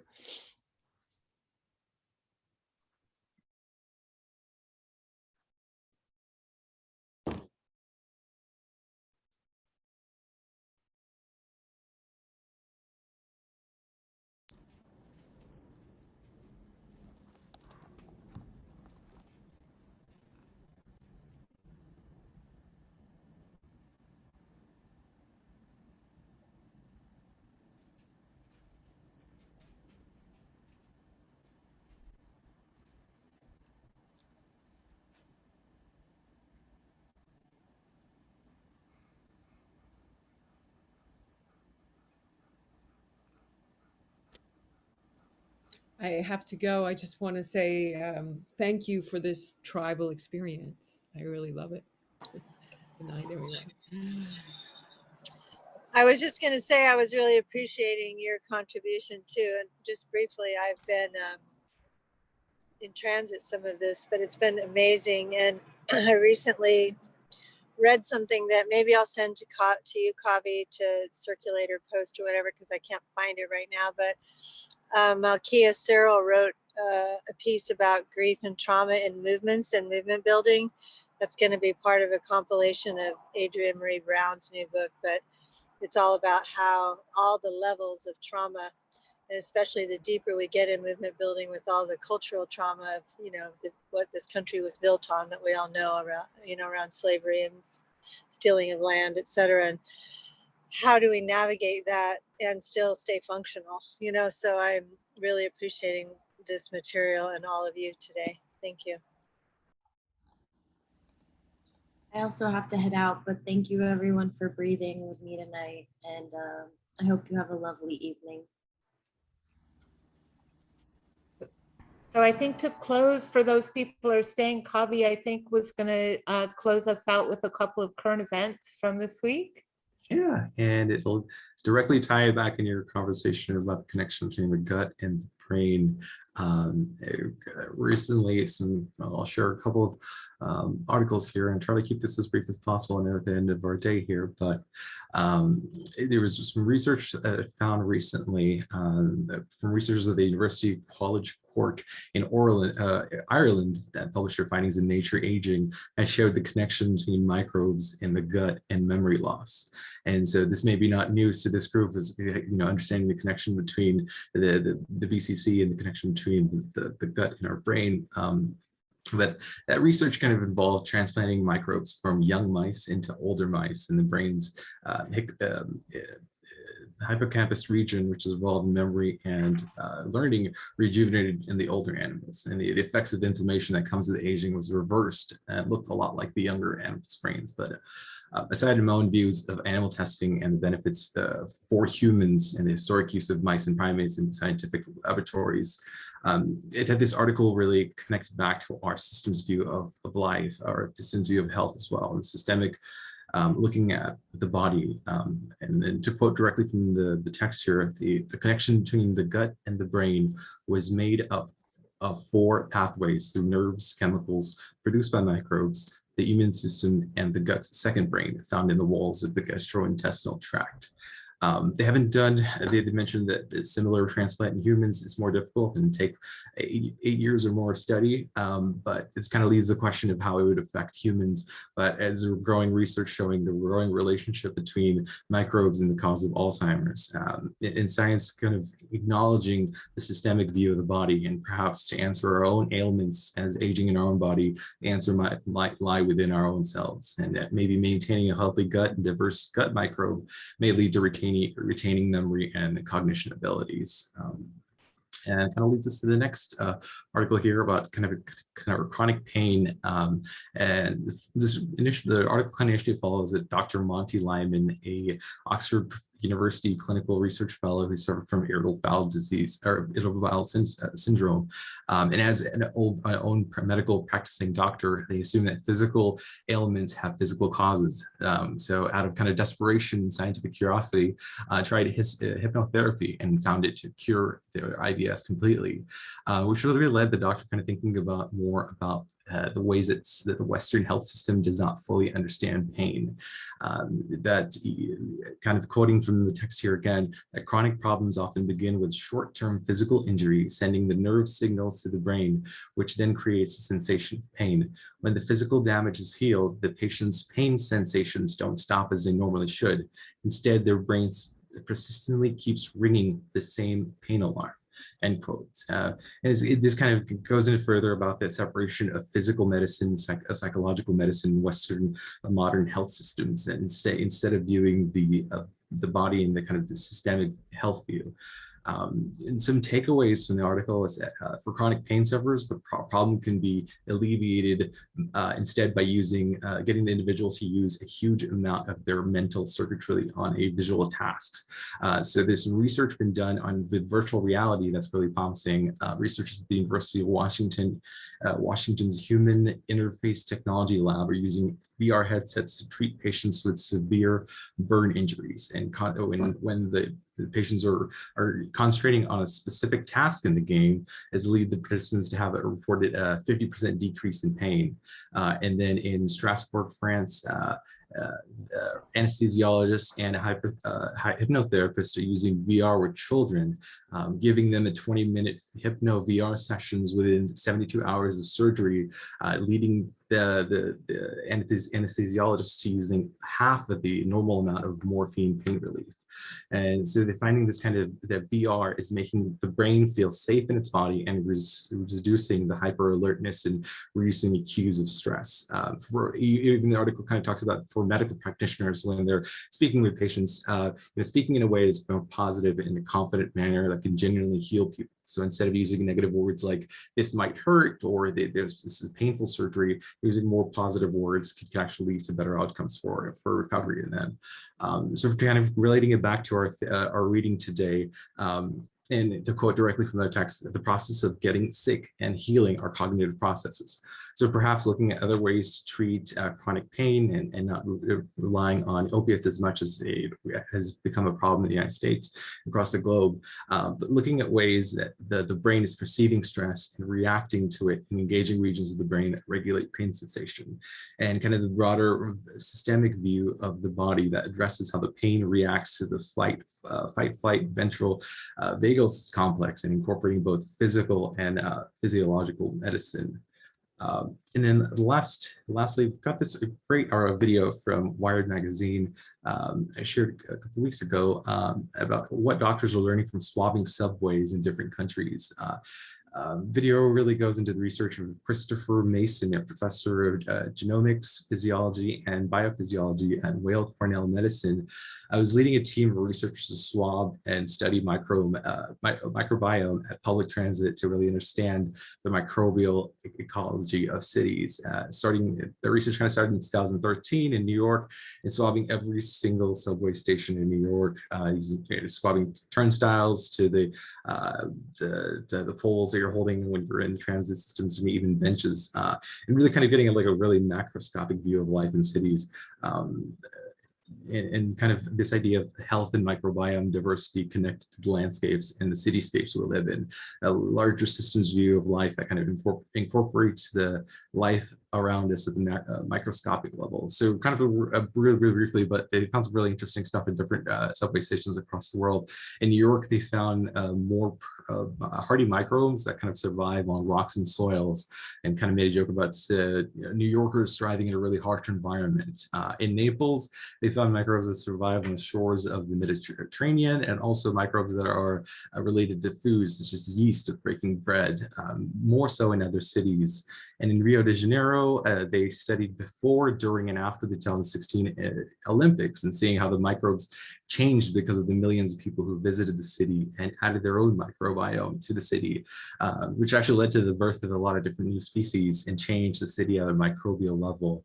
And in Tokyo, they found novel peptides and new biology, and they're kind of pointing to possibly the early isolation of Japan, and even found new phages or viruses that attack bacteria that aren't found anywhere else in the world. They found some really cool, interesting stuff, and I think this idea really goes back to the idea of the research is finding that the ecosystems that are living on surfaces are not just the skin, but the surfaces around us, and it is very unique and specific to where we live in the world, which is really unknown to under our fingertips. And these ecosystems of life are present in subway life. Like many microbes from plant, food, and our skins, and the health of the microbial ecosystem is directly tied to our own health, the health of our cities, our landscape, and the natural lives and natural life in our own lives. I thought there was a really great way of kind of tying back our ideas of just not just within ourselves, but I think to the extending to the other natural world around us as well. And that's it. Awesome. Thanks, Kavi. That was really interesting. Gosh, different microbiomes from different cities. It shows how the environment infuses us and vice versa, it's so interesting. Great. Well, next week we're going to continue with this kind of collective theme. We're going to be looking at society, culture, and spirituality next week. So I hope to see you guys again. And I think that's all we have, right, Jen? That's our show. It's a wrap. I think I'm done. Oh, yay! Wow. Perfect timing. Wonderful. That's so beautiful. It only took me 3 months.